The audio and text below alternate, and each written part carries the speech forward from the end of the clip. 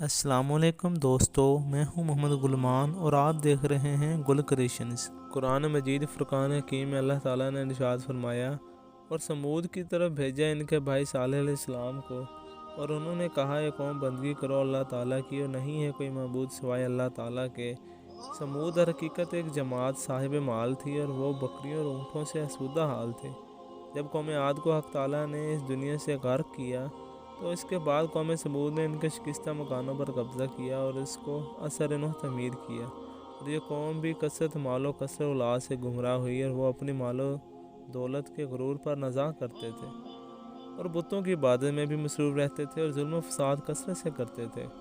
حضرت صالح علیہ السلام نے قوم سمود کو دعوت الہی دی اور اس قوم سے کہا کہ ایک قوم اقرار کرو کہ خدا ایک ہے اور کوئی اس کا شریک نہیں۔ منکروں نے کہا کہ تمہاری پیغمبری کی کیا دلیل ہے؟ حضرت صالح علیہ السلام نے کہا، ہود کی قوم کو اللہ تعالیٰ نے بسبب بے ایمانی اور بت پرستی کے ہلاک کیا، اور مجھے ان کے پیچھے بھیجا اللہ تعالیٰ نے خلیفہ بنا کر تم پر بھیجا۔ قوم سمود کے سردار بولے کہ اے صالح، اگر تم اللہ تعالیٰ کی طرف سے پیغمبر بنا کر بھیجے گئے ہو تو ہم کو کوئی معجزہ دکھاؤ۔ اس پر حضرت صالح علیہ السلام نے کہا، تم بتاؤ کیا معجزہ دکھاؤں؟ یہ بات سن کر وہ آپس میں مشورہ کرنے لگے۔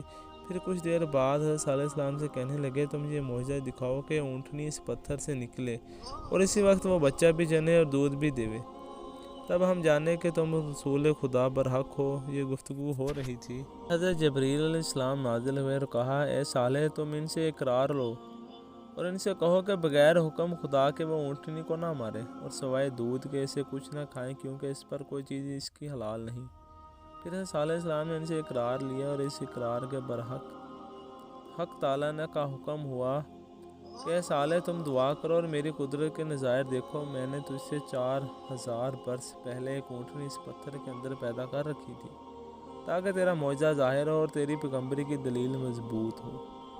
بس حضرت صالح علیہ السلام نے خدا کی درگاہ میں دعا کی اور تمام مومنوں نے آمین کہا۔ اتنے میں ایک عجیب آواز اس پتھر سے نکلی، ماں ایک اونٹنی نہایت خوبصورت اس پتھر کے نیچے سے نکل آئی۔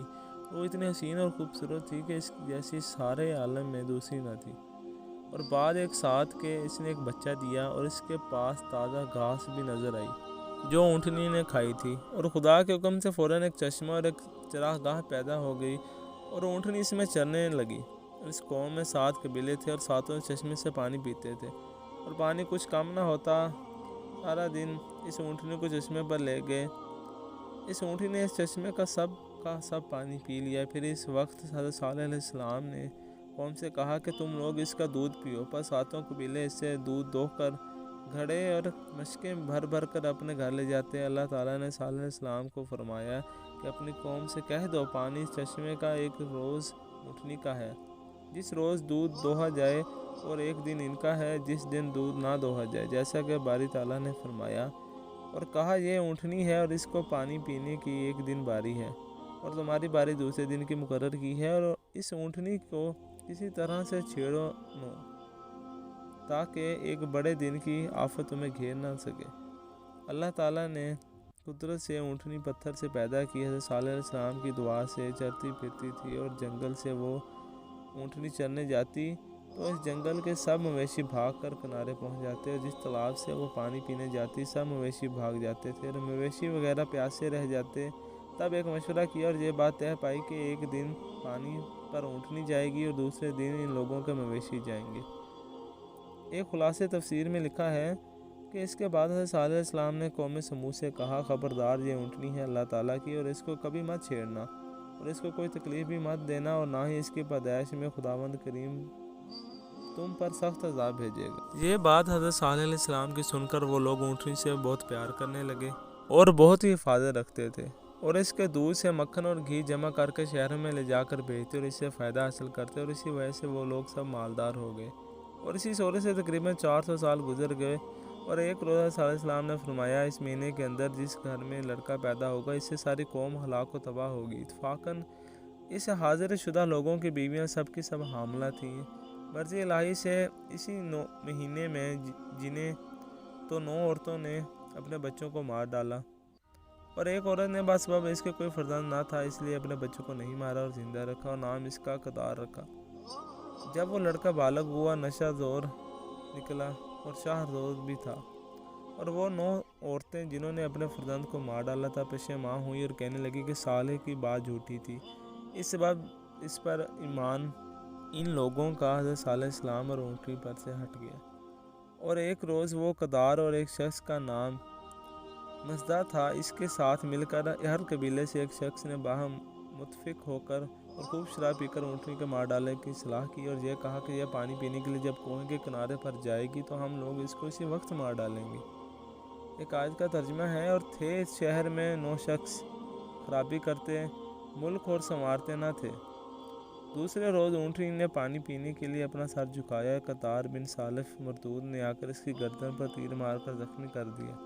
اونٹنی نے اس پر حملہ کیا تو سب بھاگ گئے، اور مصطح بن دہر ملعون نے پیچھے سے آ کر اس کے پاؤں میں تلوار مار دی اور اونٹنی گر پڑی، اور اس کے تمام ملعونوں نے مل کر جان سے مار ڈالا، اور اونٹنی کا بچہ اپنی ماں کا یہ حال دیکھ کر بھاگا۔ سب مردودوں نے اس کا پیچھا کیا لیکن وہ اس کو پکڑ نہ سکے، اور بچہ اس پتھر میں چلا گیا جس سے اونٹنی باہر نکلی تھی۔ سعید بن مسیب رحمۃ اللہ علیہ سے روایت کرتے ہیں کہ قوم صالح علیہ السلام کی شراب نہ پیتی تو ہرگز اونٹنی کو نہ مارتی، یہ گناہ کبیرہ محض شراب پینے کی وجہ سے ہوا، اور ایک حدیث میں ہے یعنی شراب تمام برائیوں کی ماں ہے۔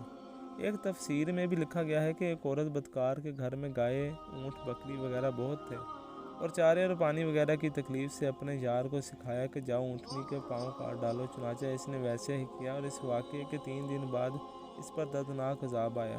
حضرت صالح علیہ السلام کو خبر دی گئی اور ان سے کہا کہ اس قوم سے کہہ دو قول تعالیٰ ہے، پھر اس کے پاؤں کاٹ ڈالے۔ تب کہا اٹھاؤ اپنے گھر میں 3 دن، اور یہ وعدہ جھوٹا نہ ہوگا۔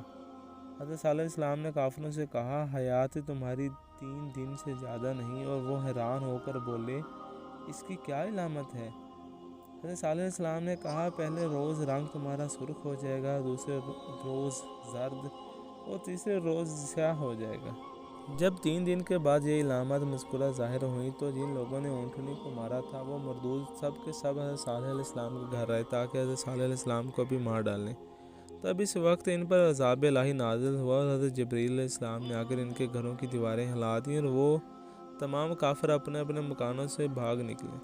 اسی وقت حضرت جبرائیل علیہ السلام نے ایسی چیخ ماری کہ سب کے سب خاک میں مل گئے۔ حضرت ابن عباس نے روایت کی ہے کہ ان 7 قبیلوں نے حضرت صالح سے پوچھا کہ کس طرح ہم لوگ ہلاک ہوں گے؟ آپ نے فرمایا کہ ایک ہی آواز سے حضرت جبرائیل علیہ السلام کی، اور تم سب خاک میں مل جاؤ گے۔ یہ سن کر اسی وقت اس قوم نے کنواں بہت بڑا کھودا اور بیوی بچوں کو اس میں رکھ دیا، اور ان کے کانوں کے واسطے روٹی کافی تعداد میں دے دی، اور ان روٹی کو ان کو سروں پر بھی اچھی طرح رکھ دیا تاکہ آواز کانوں میں پہنچ نہ سکے، کیونکہ جب آواز کانوں تک نہ جائے گی تو عذاب سے نجات مل جائے گی۔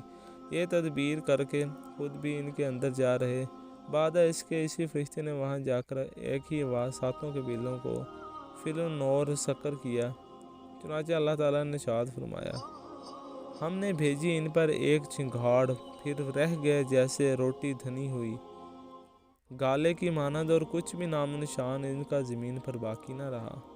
بعد صالح علیہ السلام کی ملک شام میں چلے گئے، جس کو آج کل شہرستان اوج کہتے ہیں، وہاں جا کر سکونت اختیار کی۔ بعد کافی مدت میں انتقال فرمایا اور جامع مسجد کے داہنی طرف مدفون ہوئے، اور ان کے ہمراہ تمام مومنین بھی وہیں جا کر بسنے لگے، اور وہ سب بھی وہیں مدفون ہوئے۔